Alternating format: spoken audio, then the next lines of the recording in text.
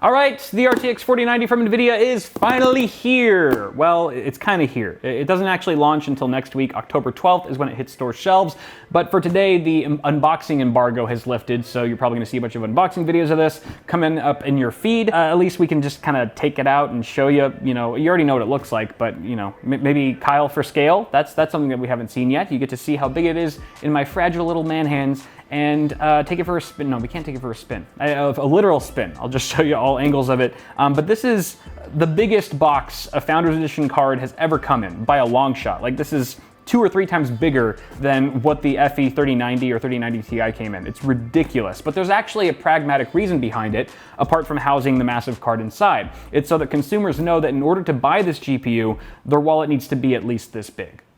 Before we continue, special thanks to Acronis CyberProtect Home Office for sponsoring this video. Formerly known as Acronis True Image, Acronis CyberProtect Home Office is the ultimate cyber protection solution, offering secure backups and anti-malware. So instead of having to pay for 2 standalone services, their 2-in-1 solution will save you a ton of money over time, while reducing the complexity of having to manage 2 or more solutions. Choose the protection plan that best suits your needs, with the highest plan supporting up to 5 computers and offering up to 5 terabytes of cloud storage. Back up literally anything and everything. Files, programs, settings, and even your full system. Whether your PC dies, gets stolen, or blows up because you let me borrow it, you can restore all backed up information to new hardware at any time. Since your computer and precious files should be protected at all costs, you can rest assured that any backups you create are safe from cyber threats, viruses, and data corruption. Knowing that your devices and backups are secure offers a peace of mind that you can't really put a price on. If you're ready to give your PC the protection it deserves, just click on the link in the description below. This is a weird launch, man, because I feel like it should be exciting, but because of all the deceptive marketing BS that NVIDIA's been pulling with the 4080 12 gig actually really being a 4070 in disguise, everyone's pissed about that, understandably so. Obviously the 4090 is kind of free of that. It doesn't seem like there's any shady marketing going on for this particular GPU, but just the whole thing with the 4080 12 gig has put a bad taste in everyone's mouth. And so I have to really sort of compartmentalize that and shelf aside my disappointment for just this video so I can have some semblance of excitement to unbox this GPU today. Because, that aside, this is sort of exciting for me. Not the unboxing so much, but really just getting to test it to see what kind of generational uplift we see over the RTX 30 series, and eventually how this thing pairs with something like a Ryzen 7000 series CPU, which that family just launched recently. Go ahead and check out my full review on that if you missed it, or how it pairs with one of the upcoming Intel 13th gen Raptor Lake CPUs. With that said, I'm just gonna shut up and unbox this. This is what I came here to do. It looks like there's a couple ways to do this. This says, if you see here, it says tear. Or maybe that's tier for how broke you'll be after you buy one of these. All right, this is tearing. Okay, it's no longer new.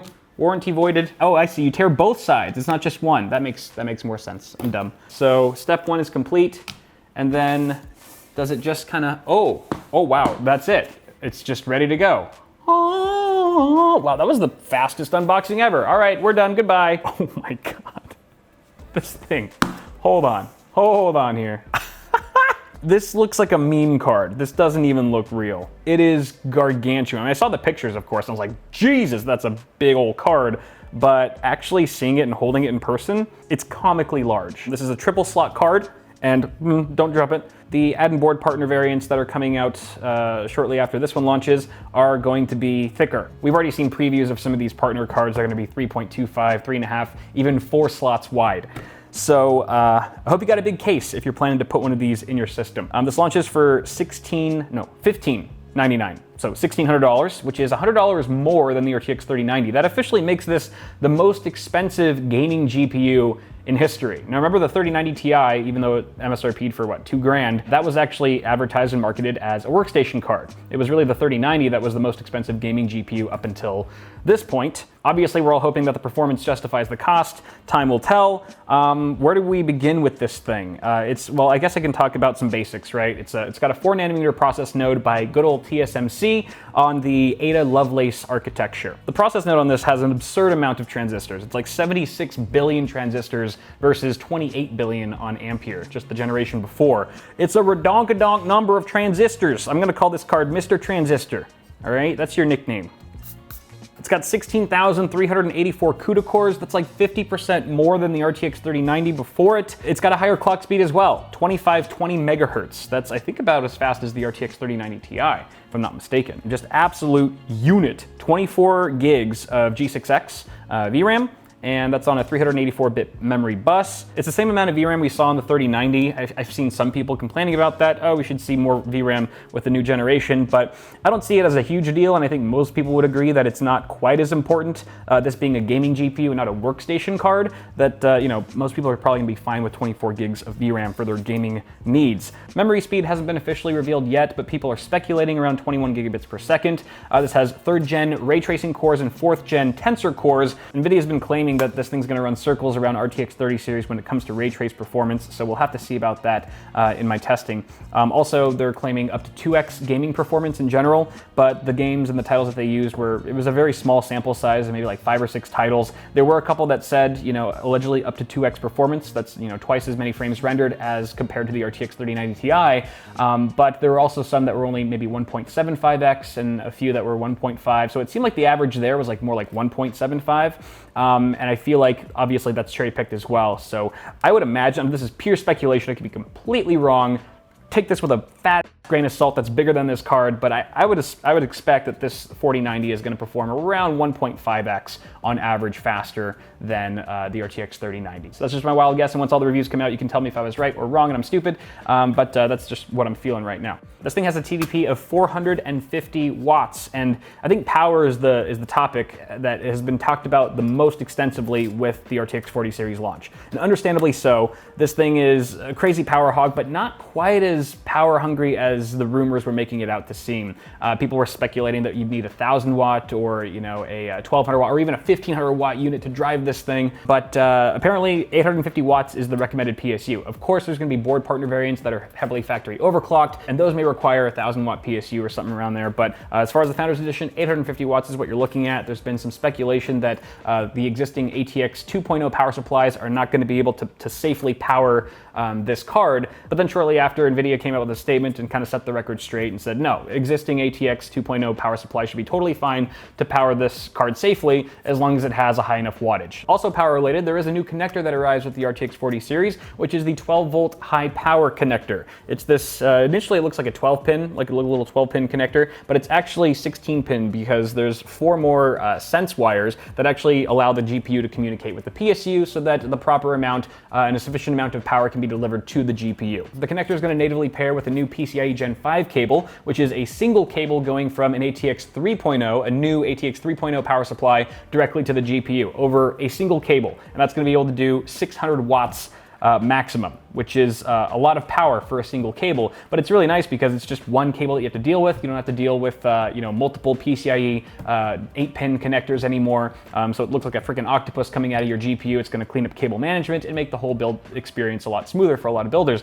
That being said, you're going to need an ATX 3.0 power supply in order to do that. If you don't, and you want to use an existing ATX 2.0 unit, you can do that, but you have to use the included adapter that came in the box, or should have come in the box. Yes. Here it is. Dun, dun, dun, dun. Okay, so we got this this bad boy here. This is the adapter. We've got 4 8-pin PCIe 8-pin connectors going to a single 12 volt high power, or I guess yeah, 12 volt high power connector. So yeah, there you go. It's a little messy. It's not the most elegant solution, but it is going to get you up and running and get your card booted safely if you want to continue using your existing ATX 2.0 power supply. You don't have to fork out the extra cash for a 3.0 unit. It's worth noting that this is a PCIe Gen 4 card. Some people were speculating it'd be Gen 5. It's actually Gen 4, so it's not going to take full advantage of the new AM5 platform from AMD, for example, because that supports Gen 5. But I guess the silver lining here is that if you're on an older AM4 platform or a comparable Intel platform that still supports up to Gen 4, then you get the full bandwidth with this particular card. There's 2 fans on this thing. They're huge. I think these are 120s. I don't know if they're 120s. They look like about 120. So there's a fan here, and that basically exhausts hot air out the back of the GPU. It's properly vented. Oh, a quick side note about the rear I/O, 3 DisplayPort and 1 HDMI. And then you have another fan on the opposite side, on the top side, that is pulling hot air from the bottom of the card, and it's actually a flow-through design. It's kind of permeating this massive fin stack, and then hot air is being sort of pushed above the card. So I would say you want to have good ventilation and good airflow circulation around your CPU and VRM area of your motherboard if you're going to be installing this card, because otherwise it's going to be dumping a lot of hot air to where your CPU would typically be in most cases. What is this thing? What is this I'm supposed to open this? Oh, what does that do? It reveals 2 magnets. What are the magnets for? Okay, the magnets are really just there to keep this cover plate on there, but then there's 2 threaded holes. Is this for like a sag bracket or something? Why are there 2 threaded holes there? What's supposed to screw into this? I don't know. Here's our PCIe Gen 4 connector. Meow. Oh, did you guys notice there's no SLI finger on this thing? NVIDIA completely killed off SLI. Finally, they finally did it. RIP SLI. Honestly, if you try to do it air-cooled, the stock cooler, they would literally be bumping uglies, because this is a triple slot card. You're not gonna get it far apart enough. It's gonna be super hot, and it's not gonna end well. Apart from maybe like extreme water coolers. I could see like extreme water coolers being bummed out that they can't have like 2 sexy GPUs in there anymore. But I actually kind of like that, because now I no longer have to choose between 1 or 2 GPUs inside of a custom water cooled system, which has always driven me crazy. Do I do 1 or 2? 2 will look cooler, but it's kind of stupid. But NVIDIA now has made that decision for me and for the rest of us. Circling back to the sheer size and mass of this card, I think the Founders Edition is going to be a popular choice for small form factor enthusiasts who are looking for no more than a 3-slot wide card. Because like I said, a lot of the partner cards are going to be thicker than this. This is probably as thin as the RTX 4090 is going to get. Unless you water cool, of course. Then you can just slap a water block on there and call it a day. But yeah, honestly, I can't wait to see somebody squeeze one of these into like a sub 20 liter chassis, a small form factor chassis. It's just gonna be ridiculous and awesome and hilarious and stupid all at the same time. I want to use you. I can't use you. I can't use you right now. I have to stop filming this video and then immediately start testing you, because I'm just so curious how this is going to perform. I want to see what this can do, especially now that I also have like a Ryzen 9 7950X standing by, which is the CPU I'm going to pair with this, of course. And going back to the case thing, can I plug this in this video? Is that under embargo? I know they said you couldn't power on. Can I install this GPU and show the world right now what it looks like inside of a case, inside of a fully functioning system, without getting put on NVIDIA's blacklist forever? I don't know. But I'm gonna try. All right, really quick, I want to do a side-by-side size comparison for you guys, just to give you an idea of the sheer scale of this thing. You can see I've got the 4090 FE right here, wedged in between the 3080 FE and an MSI RTX 3090 Supreme, which is one of the largest cards that I own. You can see it's actually longer than the 4090 FE by quite a bit. I would say maybe an inch or so, but it is still triple slot. They're about the same width, but this one just looks so much wider, so much fatter at first glance. I think it's because the heatsink just spans the entire width of the card, whereas on a GPU like this, the heatsink's much more narrow, and it's kind of got all this other stuff, the plating of the shroud and stuff, that's kind of breaking up how wide this card really is. But this is just a literal brick of heatsink, and so it just has that visual impact that this card doesn't. That being said, you're gonna have more case compatibility with this card, with the 4090 FE, than you would with this 3090 Supreme here, just because it is a bit shorter and width is about the same. So it is gonna fit in the vast majority of mid-tower cases and up. Although it is much more massive than the 3080 FE. You can see it's just larger in every dimension possible, and the fans are much bigger, obviously, because there's just more surface area overall. And then on the opposite end of the spectrum, we've got this dinky old little GTX 1050 Ti,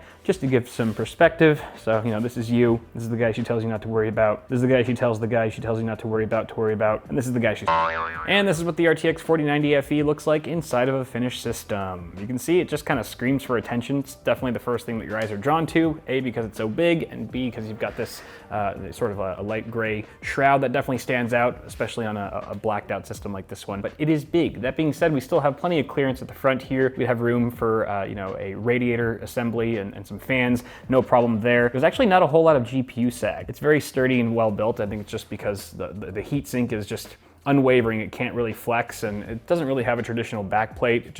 It's a really reinforced card, and so there's not a whole lot of sag, which is nice considering its size. And then you've got this adapter coming off. This is the adapter that came included with the card. You can see just how not so great that looks. I mean, it gets the job done, but you can see why they also opted for the PCIe Gen 5 cable, and its arrival with this series just makes it a lot more seamless with that single cable, which I do not have one, nor do I have an ATX 3.0 power supply to use it with, so I'll have to get one of those in here soon. We got the GeForce RTX branding on the side of the card that lights up in white when powered on, which I'm not going to do, but that's pretty much the card. And honestly, case compatibility seems pretty solid considering how large and hopefully powerful this GPU is. As for the add-in board partner cards, one of which I already have in hand, those are going to be a different story. So stay tuned for all the content I'm producing on those GPUs as well in the coming weeks. That is all. Thank you for watching this unboxing of the RTX 4090 from NVIDIA. Guys, stay tuned for my full review on this card coming very, very soon to a YouTube channel near you. If you like this video, toss a like on it before you go. Get subscribed for more tech content on the way, and I'll see y'all in the next video.